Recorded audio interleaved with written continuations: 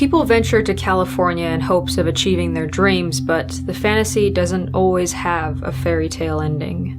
A young woman found murdered in 1968 was referred to as Case 68-0745, but over time, she became known as the Huntington Beach Jane Doe. Though nearly 49 years have passed since her body was discovered, her true identity and the identity of her killer remains unknown, and she is still nameless.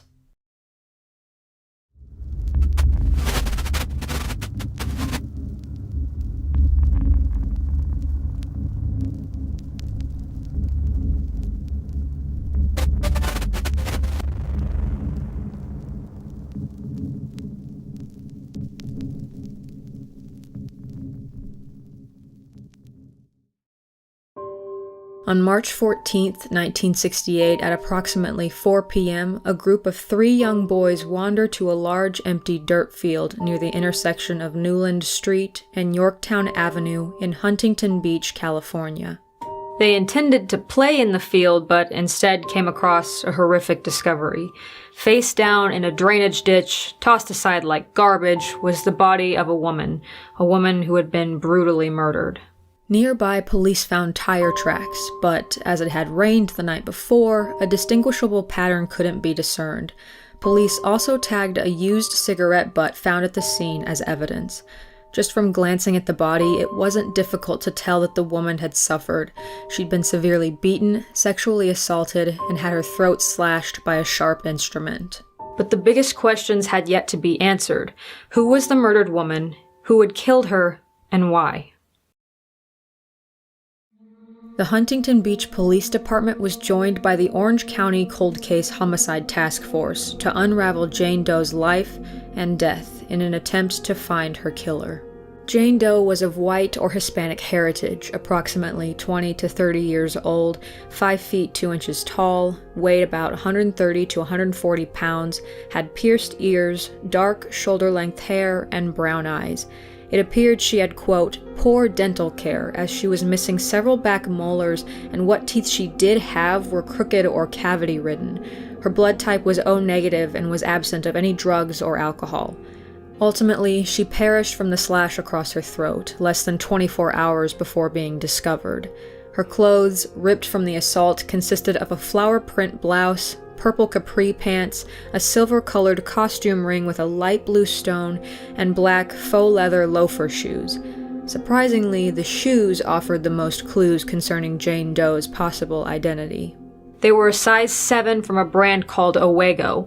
At the time, Owego shoes were only sold in New York, leading investigators to speculate that Jane Doe came from the Northeast all the way across the country to Orange County. Then police encounter a witness who believes he saw Jane Doe in his bar the night before her body was discovered. The story fell in line with law enforcement's narrative. The woman claimed she'd come from New York. However, this turned out to be a case of mistaken identity, as the same woman came into the witness's bar alive days later. Even though the false lead prompted police to question numerous neighbors, their 125 tips came to nothing. Police encountered another lead that wasn't proven false until recently. The same day of Jane Doe's discovery, 2 young boys found a white purse with a matching wallet inside in a nearby field. Inside the wallet was a set of photographs, but there was no identification. For a long time, people believed these photos were connected to Jane Doe's killing in some manner. However, in 2011, Huntington Beach police reached out on social media asking if anyone could identify the people in the photographs. A family who saw the post recognized the pictures and contacted police. The photographs belonged to the family, but had nothing to do with Jane Doe or her killer.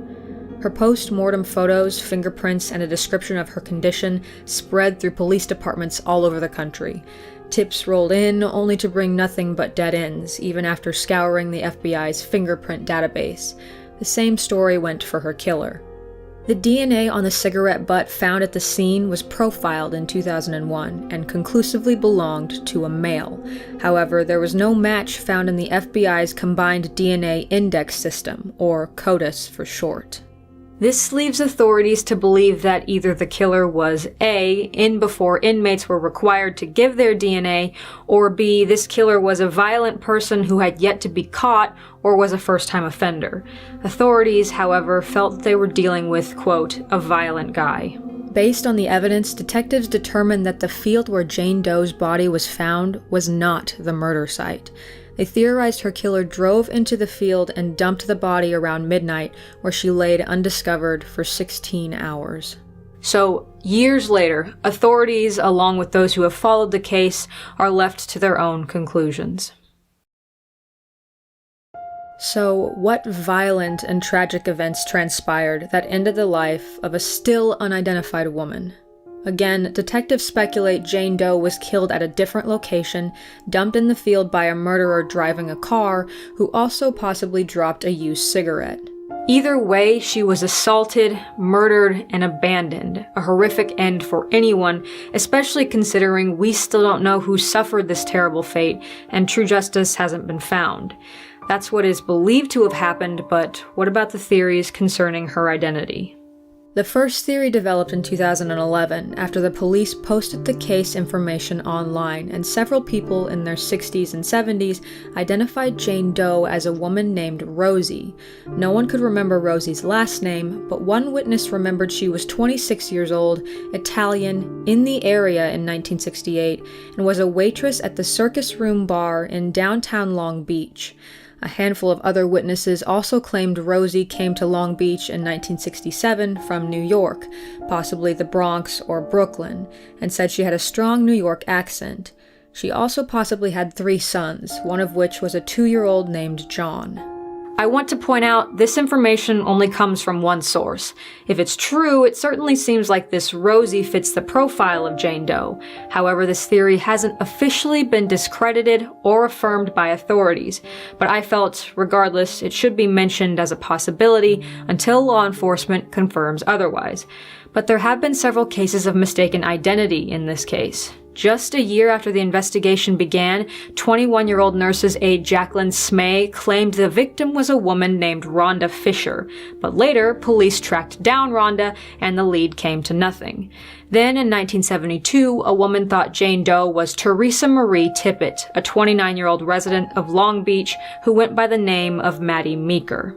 According to the LA Times blog, Detective John Cayleigh said, "The description she gave us was fairly close to our Jane Doe, and so was her description of a ring the victim was wearing. But it seems there wasn't enough evidence to conclusively consider Teresa, aka Maddie, as a possible identity for the Huntington Beach Jane Doe. Why is it no one conclusively recognized or reported this woman missing? Police hypothesize that it's possibly due to the time that she disappeared.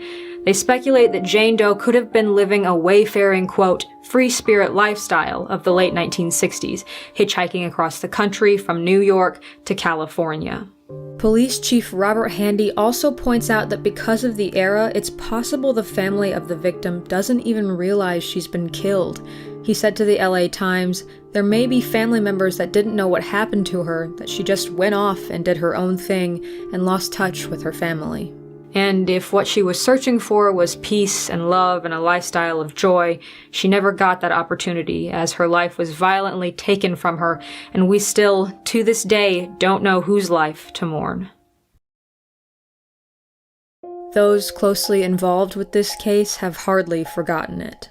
In fact, one of the young boys who discovered Jane's body eventually served on the Huntington Beach police force. Unfortunately, even throughout his time as a law officer and after his retirement, there are still no new developments on Jane Doe's case. 49 years later, the Huntington Beach Jane Doe is Orange County's oldest homicide case to still have an unidentified victim, according to authorities. Luckily, law enforcement is still actively seeking answers. In 2016, police released the photos of Jane Doe's body in hopes that someone would recognize her. The body was buried not long after it was found, so as far as I know, no DNA tests have been run on this woman. The photos you are about to see might disturb some of you, so just be aware they are graphic. This is the Huntington Beach Jane Doe, along with her belongings found with her that day. Police believe that finding her identity could lead them to a break in the case. Huntington Beach Police Chief Robert Handy told the OC Register, quote, "We believe someone out there has an idea of who she is. Sometimes, in cases, the best we can do is offer the family some closure and information about what happened, even if we can't successfully prosecute somebody. If anyone can identify the Huntington Beach Jane Doe or has any new information on the case, they are encouraged to contact the Orange County Cold Case Homicide Task Force at 866-673-2574 or email at contact@ochtf.org. If Jane Doe had any children, they would be in their 60s. Here is a list of people authorities have ruled out as possible identities for the victim. All we can do is hope that Jane Doe's true identity will be revealed so her family can find closure and so police can hopefully find the person who ended her life so that justice may be seen. So no matter what you believe or what you speculate, I ask you only for respect in the comments, and if you have any new information on this case, the information for contacting the investigating bodies can also be found below. Thank you for giving the missing a moment of your day, and as always, thank you for watching. I'll see you guys in the next video. Stay safe, friends, and have a good night. Thank you all for watching the video. If you enjoyed, please be sure to leave a like and a comment, and subscribe so you don't miss any new videos from me. If you're looking for other similarly unsolved cases, you can click any of the videos on screen now. Stay safe, friends, and have a good night.